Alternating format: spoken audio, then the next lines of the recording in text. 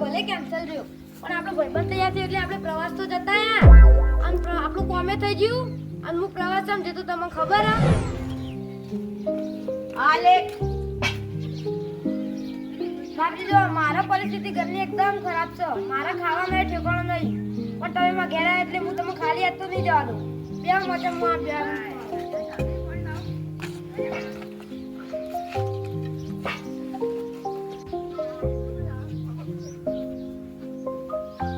બાવજીમાં ઘેર એક આ વસ્તુ પડી હતી એ છેલ્લી તમને આલું તો તમે સ્વીકાર કરજો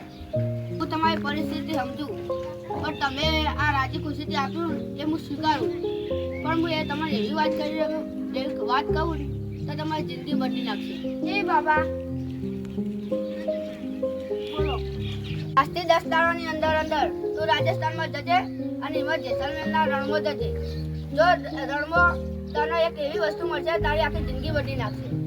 પણ જોઈ એ વસ્તુ તું ઓળખવામાં ભૂલ ના કરતો હા આ મારું વરદાન સજા હારું બાબા હું રાજસ્થાન ગયો અને મારી એનાથી તમારી વાત કહેવાથી મારી જિંદગી સુધરી જાય ને તો હું મારા ઘરમાં મંદિર બનાવીને તમારી આખી જિંદગી પૂજા કરી ના ના જે મારી પૂજા ના કરતા જે મને ઉપરવાળાએ ઉજવાડ્યું એ તને કીધું હારું બાબા હા એનો તમને પેલા બાપજીએ કીધું તો એટલા હું જોઈ દઉં પૈસા ડબલ થાય જ નહીં આટલી મહેનત કરી રાજસ્થાન ગયો તો માટલું લાવ્યો તો પછી ચેક તો કરવું પડશે ને આજે ચેક કરું ઘણી પોત નાખું હું જોઉં કેવી દસ હોય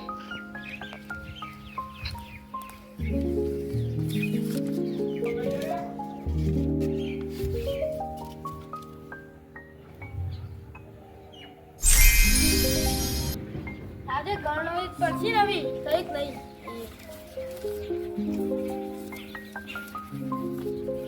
હાય આ તો ડબલ થઈ જઈ આ ચૂકલી આજની કેવી વાત સાચી હતી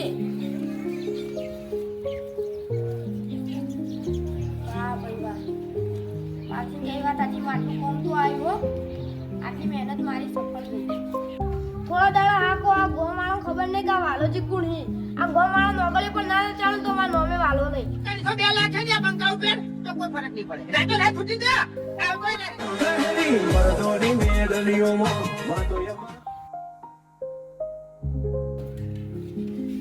હવે લાગે બાર ઓટો મારે નાવ કાઢતો થઈ જાય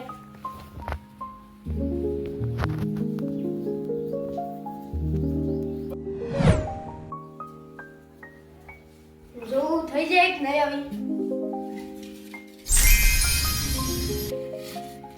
હા ડબલ થઈ જાય હો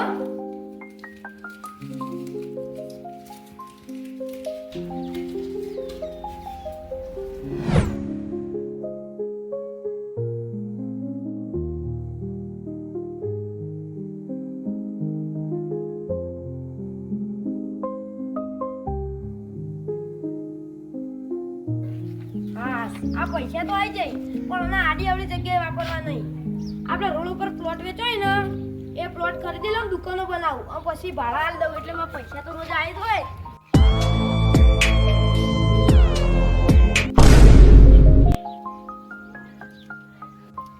અલે આ તો એક નંબરનો કંજૂસ હતો આટલા બધા પૈસા લાવ્યો જ હતી આ જો જાય એ ચીડી ચીડી જવું હોય મારે સાબિત કરવું આ પૈસા ચોથી લાવ્યો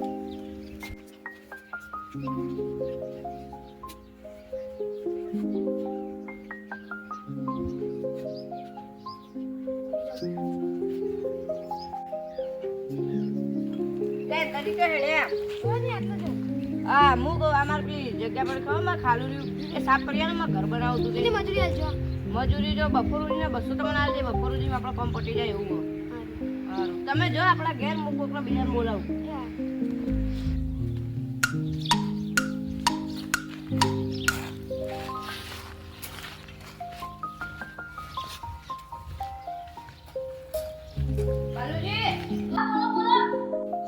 તમારે કોઈ કામ છે આજે ના હું તો નવરો જ છું આ તો મારા ખાલું જોયું તમે આપણા ઈ કે માર ઘર બનાવને હેડલ તો આપણે પેલું સાફ કરવું મારે એટલી મજૂરી આલશો લે એ બપોરે જેવા આપણે કામ કરે 200 રૂપિયા આલ દે 200 રૂપિયા તો પોળે ના આવે ઉઠી પાડો છો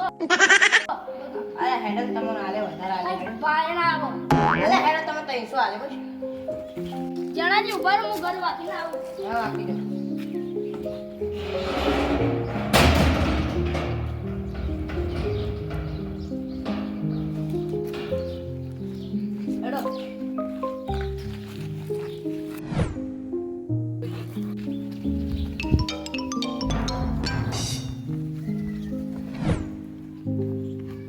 તો મોણા હો ચમ ઉભા રહે કોમ ચાલુ રાખો એટલે આ કામ ધૂળ કરે એટલે પાવડા બાજુ મિલાય છે ગાડીનું બારી બધું. અરે આ તમે કીધું તું ઘેર પડ્યું લઈને આવ્યા તમે ના એટલે ઉભા હતા ને તમે બેહમું લઈને આવું જલ્દી આવજો લઈ જરા યાદો કઈ યાર. હા એમ લો લે જલ્દી કામ ચાલુ કરજો તમે આ બધું સાફ કરવાનું હો આટલું કોઈ જોતું હોય દાદી વાળી કહેજે પા કામ કરો તમે ખુશી રહે એટલે બેહું તમે બારી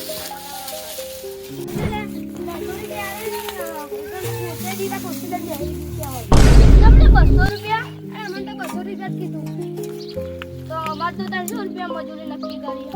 અમે તો 200 રૂપિયા કીધી યાર. ના ના ભાઈ હું તો 300 રૂપિયા મજૂરી નક્કી કરી હું તો આવતો એ નતો આ પણ તો નહીં મને ખબર.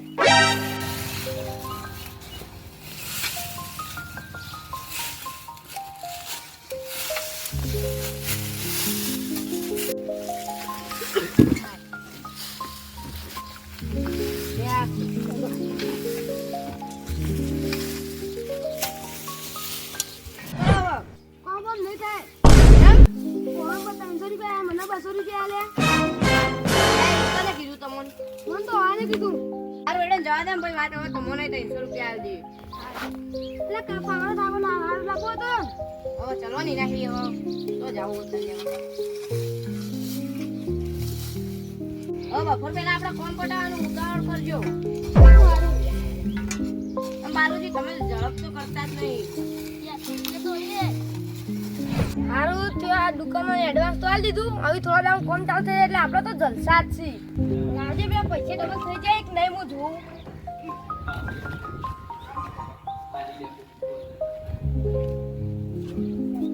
અરે આ અંધારું હો. આમ તો આપણે લાઈટ જ જતી રહી. લાવજે પેલા અજવાળા લઈ જઈને જોઉં.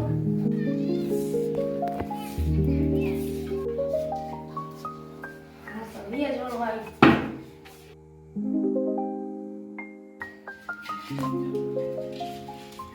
ઊંધું થઈ જાય હો. જે ફૂટી નાખો પાવા પણ ડબલ થઈ જાય. ઓલા સાઈડ થઈ જાય પછી.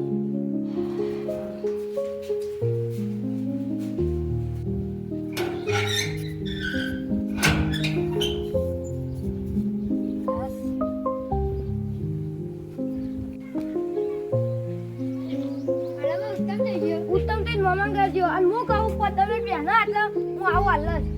આમ કોઈ ઘરમાં ના જવા દેતો હો. હું તમારા માટે ખાવા લાવે.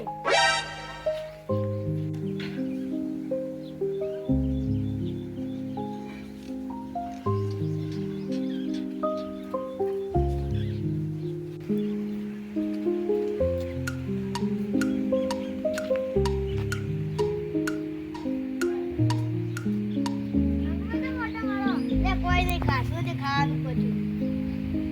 અને લેજે કલ્લે પોચી વાત લેતા જી